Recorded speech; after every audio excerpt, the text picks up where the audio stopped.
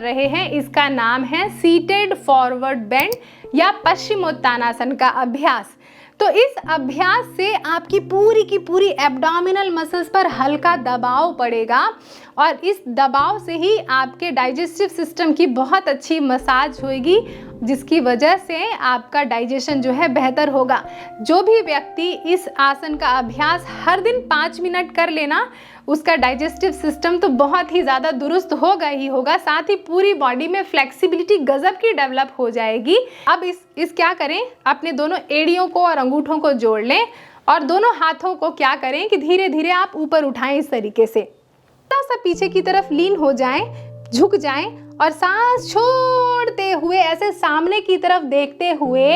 अपना ध्यान अपने तुरंत नाभि पर ले आए। ठीक है ना, नाभि पर ले आए, नेवल रीजन पर ले आए और फिर हाथ को आगे की तरफ ही खींचते हुए धीरे धीरे धीरे धीरे जब आप सामने की तरफ झुकेंगे ना, तो क्या होगा कि आपके पेट पर बड़ा ही ज़बरदस्त आपकी थाई की मदद से दबाव पड़ने वाला है। और फिर उसके बाद ऐसे अपने अंगूठों को पकड़ लें और फिर उसके बाद धीरे धीरे धीरे पूरी लोअर बैक पर ध्यान दें और फिर उसके बाद अपने माथे को घुटने की तरफ लेके जाएं, ऐसे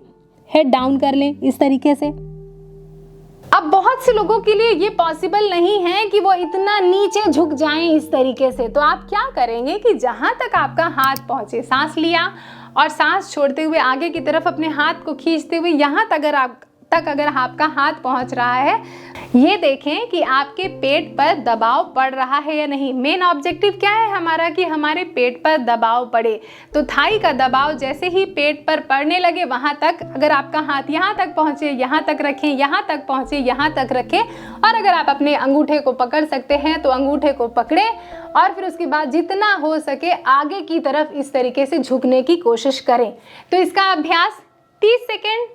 या 1 मिनट के 3 सेट कर लें और जैसे जैसे आप थोड़ा और बेटर महसूस करते जाएं, अपने अभ्यास का जो ड्यूरेशन है उसको बढ़ाते जाएं और नॉर्मल ब्रीदिंग के साथ ये सारे अभ्यास करें।